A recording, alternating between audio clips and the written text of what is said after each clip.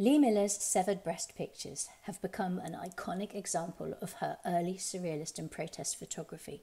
They also link deeply into her beliefs and her future career. She took the photos not long after she'd moved to Paris in 1929. Initially, she was apprenticed to the surrealist photographer Man Ray for 9 months. Then she launched her own studio a few streets away. You don't just open a photography business and have loads of customers immediately, especially if, very unusually for the time, you were a woman trying to run your own business. So, to start with, she continued to model for photographers like George Hoyningen-Huene. She'd worked as a model in America before moving to Paris.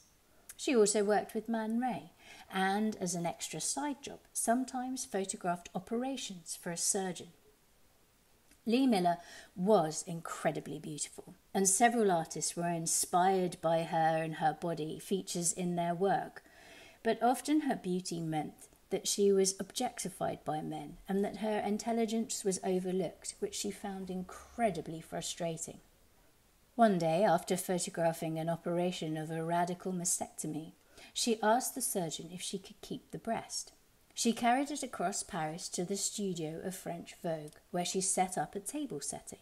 Knife, fork, plate, and in the middle of the plate, the breast. She managed to take 2 pictures before the studio boss, George Hoyningen-Huene, realised what she was doing and kicked her and the breast out of French Vogue's studio.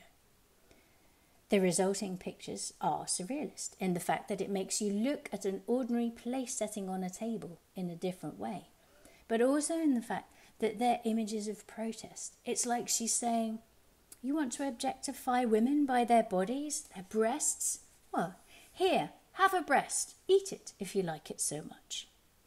The message is compounded by the fact that the pictures were taken in French Vogue's fashion studio.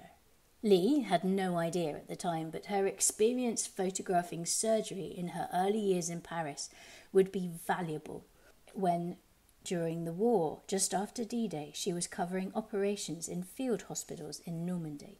She also revisited the idea of trying to raise awareness of the objectification of women in her food career as a gourmet cook at the end of her life, through her dish, the cauliflower breast salad, where she covered cauliflowers in a pink sauce and presented them to her guests on a plate to eat.